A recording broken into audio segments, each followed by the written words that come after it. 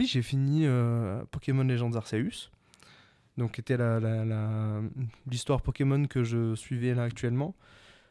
Je vais pas vous refaire un pitch, enfin bon, j'en ai parlé la semaine dernière, donc si ça vous intéresse de m'en entendre parler, référez-vous à la vidéo de la semaine dernière pour mon avis global sur Pokémon Legends Arceus, parce que j'ai commencé le jeu récemment et j'avais un certain retard sur la licence Pokémon, je pense, et il y a du son en régie, je sais pas d'où ça vient. Ouais, en régie j'ai entendu son, je sais pas si c'est Oui, un c'est le retour de retour, nous. non Ah, ouais. Ok, si tu peux enlever du coup. Je sais plus ce que je disais.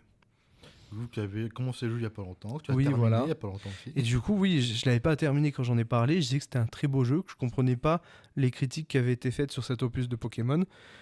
Je dois admettre que je les comprends encore moins en l'ayant terminé, parce que je trouve que le jeu est très bien écrit, vraiment au niveau de son scénario. Ça part dans la mythologie de Pokémon à fond. On découvre, c'est le titre du jeu Pokémon Legends Arceus. On se doute que ça va parler de Dieu, en fait, hein, du créateur du monde, etc., qui est un Pokémon dans l'univers de Pokémon, qui est donc Arceus. J'en suis pas encore à la rencontre avec Arceus. J'ai terminé le scénario principal. Donc, la partie avec Dialga est pas le cas pour ceux qui ont fait le jeu. Est-ce que tu es allé jusqu'à le grand méchant là Pas encore, je crois. avec Bah, Gérard- ouais, non, voilà, ça s'appelle pas. Mais je sais que je sais qui c'est, ça va, c'est obvious Bon, dans on le l'a jeu. vu ensemble du coup, mais. Non, plus dans le jeu, il y a quand même de gros indices. Hmm. Mais il y a quand même des parties vraiment très intéressantes dans l'écriture du jeu, voilà. Moi, c'est un jeu que je vous encourage à faire parce que je trouve qu'il est traité de manière assez adulte, en fait. Ça parle de Dieu, ça parle de foi, ça parle de remettre en question ses principes et ses croyances. Ça parle de plein de choses, en fait, je sais pas, de liens qu'on a avec la nature et qu'on a perdu aussi. Ça parle de, je sais pas quoi vous dire de plus, quoi. C'est juste assez merveilleux. Ça parle de progrès technique aussi, beaucoup. C'est un des thèmes centraux du jeu. Juste jouer au jeu, en fait, quoi. Et en plus, pour un Pokémon, un univers merveilleux, tourné pour les enfants et tout, franchement, ça aborde des thèmes qui peuvent être un peu plus graves. La mort est présente dans cet univers de Pokémon. Elle n'est pas souvent présente dans l'univers Pokémon, quand même. Et là, mine de rien, si, ça en parle assez souvent. Et on t'explique que le danger pour les gens et ce qu'encourent les gens, c'est la mort.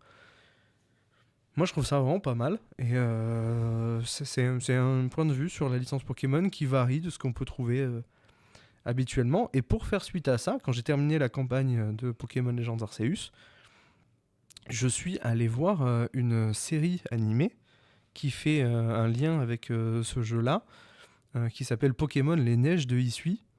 Et qu'est-ce que c'est les Neiges de Hisui ? C'est un animé, alors, on vous montre des extraits de l'épisode 1, parce qu'on n'a pas trouvé de bande-annonce.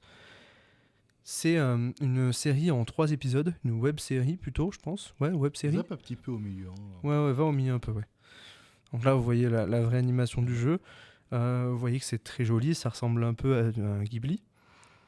C'est très calme, ça prend son temps, c'est une très belle histoire avec très peu de dialogue, laisse un petit peu quand même des images en régie.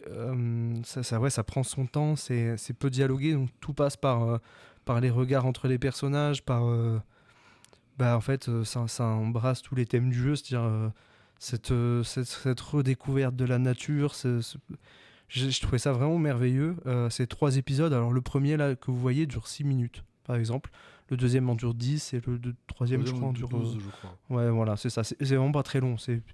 C'est un petit film, c'est un moyen métrage en fait, au global. Hein. Quand vous regardez ça, ça dure 40 minutes et puis vous enchaînez ça et c'est vraiment une très belle histoire. J'encourage à découvrir. C'est gratuit, c'est sur YouTube.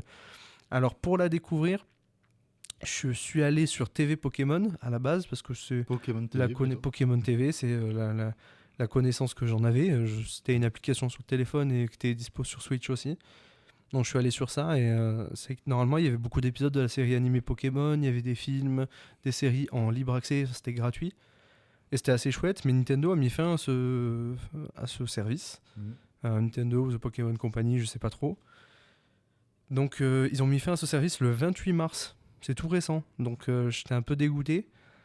Mais en me renseignant, j'ai découvert que les programmes originaux comme cette petite série de 3 épisodes est disponible sur la chaîne YouTube officielle Il y de en a plein Pokémon. des programmes comme ça. Oui, il y en a plein. Tu as eu notamment Les Ailes du Crépuscule, qui Et est oui. basé principalement sur épée et bouclier. Mm. Tu avais Pokémon Génération, qui du coup, chaque épisode venait sur un événement marquant des jeux Pokémon. Genre le combat entre Groudon et Kyogre, Ah ouais, le combat entre AZ et le héros de X et Y, j'ai pas regardé qui ça. est excellent. Genre, regarde-les, vraiment, c'est magnifique. Et Ben là, tu je as- voulais regarder les ailes du crépuscule en prochain et celui sur Paldea aussi, Mm. qui est les glaces de Paldea, je J'ai crois. pas trop Un truc comme suivi ça, il me semble que c'est ça. Mais par exemple, vis-à-vis du Crépuscule, tu as eu aussi du doublage français, du coup, Mm. et notamment des influenceurs de doublage français. Du coup, j'aurais un peu des amateurs, pas forcément, mais t'as compris, tu vois, des gens qui sont pas forcément dans le métier à fond. Et du coup, bah, ça fait plaisir, tu peux avoir des découvertes comme ça. Et ils jouent Ah oui, plutôt là, pas pour mal. les neiges de Issui, c'était de la VOST, moi, que j'ai regardé sur YouTube. Hein. C'était pas de la VF. Je sais que pour les ailes de Crépuscule, il y a de la VF, normalement, Ok. si je me trompe pas. Bon, en Mais, tout cas, en VOST, c'était très bien. Mais comme je vous ai dit, ça parle très peu. Donc, en fait, tu regardes le truc et t'entends les sous-titres, mais en vrai, ça va, tu vois. Et mais ouais, en tout cas, c'est vraiment chouette. Mais c'est vrai que j'ai même pas résumé la série, je n'en pense, de le penser, mais c'est vrai. On suit un jeune gars qui revient voir son père après des années chez lui, donc à Issui.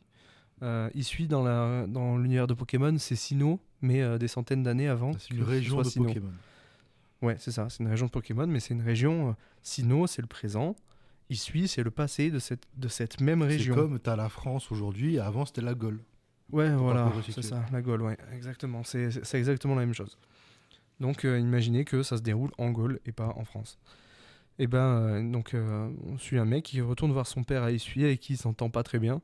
En tout cas, c'est très froid parce qu'ils ont une vision du monde qui est différente et du monde Pokémon. Et c'est super intéressant, ça parle de ça et ça le traite assez bien avec de la finesse en fait. Si tu devais résumer ce truc, c'est finesse. Et je trouve ça très bon. Et on peut voir aussi beaucoup de personnages du jeu vidéo de Legends Arceus qui sont dans cette série. Donc il y a par exemple Selena, je crois, c'est la chef du groupe Galaxy, qui est un personnage un peu rustre dans le jeu. Et dans la série, elle est jeune, donc elle est un peu plus humaine. Et il me semble que le père du héros, en fait, c'est le forgeron dans le jeu. Je crois que c'est lui, si j'ai bien compris. D'accord. Voilà. Ça fait plaisir de voir quand même que Pokémon continue dans cette lancée de développer l'animation en dehors de juste la série principale. Je sais que ça avait commencé il y a des années avec Pokémon Origins, justement, qui du coup relatait les événements de Pokémon rouge et bleu avec des héros, justement, avec rouge, avec blue, enfin red, blue et green, et qui était très cool. En termes d'animation, il y a des scènes magnifiques, notamment la fin. Bah, là, Mais- pour les neiges de Issui, je sais que j'en ai pas parlé, mais pour l'animation, la technique et la réalisation, elle a été faite par Wit Studio. Mhm. Wit Studio, c'est les mecs qui ont fait les 3 premières saisons de l'Attaque des Titans. C'est pas mal. Ça En part. termes de qualité, c'est sympa, tu vois. Non, en termes de qualité, là, t'as la dernière saison en date de Pokémon qui s'appelle Pokémon Les Horizons, Mm. qu'il n'y a plus de Sacha depuis cette saison-là, et qui est très cool, et qui est très attendu, parce que notamment, j'en avais déjà parlé il y a quelques semaines, mais tu as tout un arc de... tout un arc autour de l'exploration, de la découverte d'anciens Pokémon et tout, notamment alors ça spoil un peu, ça spoil les 3e épisodes à la limite, tu vois. Mais genre en gros, t'as là des personnages principaux, là des héros, qui a une Pokéball antique avec lui, C'est pour la nouvelle série, ça. Hein. une Pokémon Ouais. Les Horizons, qui a une Pokéball antique avec lui qui appartenait à un ancien explorateur, et il n'arrive pas à l'ouvrir, et un jour, quand ils sont attaqués par la team de méchants, qui n'est pas la team de méchants dans Paldea, dans Pokémon Ah ouais Scarlet et Violet, c'est une team de méchants exclusive à la série. Et du coup, quand il ouvre sa Pokéball, paf, tu as un Rayquaza Shiny qui apparaît. Et c'est très stylé. Et en gros, tout le délire de la série, c'est pas comme les autres saisons qui font le tour de la région comme le jeu. Là, c'est vraiment, t'as une gamine du coup qui s'appelle, on va plus son nom, mais qui du coup a un pendentif autour de son cou qui a été donné par sa grand-mère qui est convoitée par une team de méchants. Et alors qu'elle allait à l'école pour la première fois, à l'école Pokémon, et qu'elle était contente, elle se fait attaquer, elle se fait sauver, notamment par les personnages qu'on voit là, qui ont une sorte de gros dirigeable bateau volant super stylé. Et en gros, ils l'acceptent avec eux, et ils vont faire un petit peu le tour des régions, à faire à droite, à gauche, notamment découvrir de nouvelles personnes, découvrir de nouveaux trucs liés à son pendentif et à la Pokéball et à l'aventurier d'antan qui a tout un truc autour de ça. Et vraiment, ça me donne très envie. Je sais que j'avais un petit peu lâché à un moment parce que je faisais d'autres trucs. Il faut que je reprenne parce que je vois que sur Twitter, tout le monde est en mode allez, là ça commence à aller dans le lourd, là il y a des combats dantesques. Mais du Moi, coup, mon problème avec ça, c'est que c'est une suite qui fait suite à Sacha, du coup. alors, Une série. Sacha et tous les trucs par rapport à lui ne sont absolument pas mentionnés pour l'instant. D'accord, oui, non, mais d'accord, mais c'est l'animé officiel. C'est un anime officiel, donc Voilà. il sort une fois toutes les. Une fois Mais par surtout, ça veut semaine. dire qu'il est quand même à destination des enfants. Alors, je t'assure, alors, tu vas pas avoir des meurtres comme ça devant tout le monde, mais, Non, mais les personnages que tu suis, c'est des gosses. c'est des gosses, mais il y a quand même. T'as pas l'impression de voir un truc débile pour enfants. Tu sais. Bah après, moi, je l'ai jamais eu trop avec Pokémon non plus, ça. Ouais, mais tu Enfin, vois. je- ça Après, dépend, tu peut-être que je suis influencé par ma nostalgie et qu'en fait, c'est totalement pour les gosses. Mais j'avais commencé Alola, la série d'animés d'Alola, il n'y a pas très longtemps. C'était au moment où ils avaient changé de style d'animation pour Pokémon. Je trouvais ça hyper joli, hyper merveilleux, en fait. Et je regardais ça le matin comme si j'étais gosse et que je regardais ça avant d'aller à l'école, tu vois. Je me faisais un épisode ou deux et ça m'émerveillait. Mais c'est vrai que... Ah si, c'était Ben, pour les gosses quand même. En Moi, vrai. Je m'en rends je compte trouve, quand même. comparé à Lola, c'est un peu moins pour les gosses, c'est moins dans le côté très enfantin qu'Alola forçait beaucoup. Est-ce qu'il y a Team Rocket à tous les épisodes? Non. Je crois qu'ils apparaissent, je crois, à un moment dans un épisode ou deux pour une nostalgie, mais je suis même pas sûr. Je crois que si, non. Ils ont ouvert un truc de podcast, justement. Et de temps en temps, pas dans tous les épisodes, juste une fois tous les 3-4, peut-être, je sais pas. J'ai pas vraiment vérifié ça. Mais tu les vois en train de faire un podcast et tout. Parce qu'en gros, t'as beaucoup de personnages qui tournent un petit peu autour de ça, de la création sur un internet Pokémon. Notamment, t'as là des héros, enfin l'une des héroïnes, qui est une influenceuse qui fait des vidéos Ah oui, mais déguisées et tout. c'est la championne C'est pas la d'arène de championne Paldea? d'arène, Non, ok. c'est une autre. Elle est déguisée avec un gros costume qui cache son visage. Et en gros, ça a beaucoup de thématiques autour du fait qu'elle ne veut pas trop se montrer, qu'elle est pas trop sociable, mais qu'elle C'est aime une beaucoup VTubeuse. partager sur. Oui, alors pas VTubeuse, mais genre, tu sais, un gros costume. Dans le principe, en tout cas. Ouais, dans le principe, c'est ça. Et justement, tu vois un petit peu, même l'héroïne en elle-même, elle est un petit peu timide, donc du coup, comment sourire aux autres, comment se faire des amis. Et c'est un peu plus intelligent que juste sortir de la rue et se faire des amis, tu vois. C'est vraiment, il y a un petit peu des doutes. Genre, vraiment, t'as l'héroïne, la gamine, elle est en mode, elle veut pas mettre en danger les gens sur le bateau volant. Elle est en mode, bon, si je reste là, vous allez juste vous faire défoncer, bah, je vais juste me rendre en fait. Parce que j'ai pas envie de vous mettre en danger. Genre, un truc comme ça dans Pokémon, en mode de sacrifier et tout.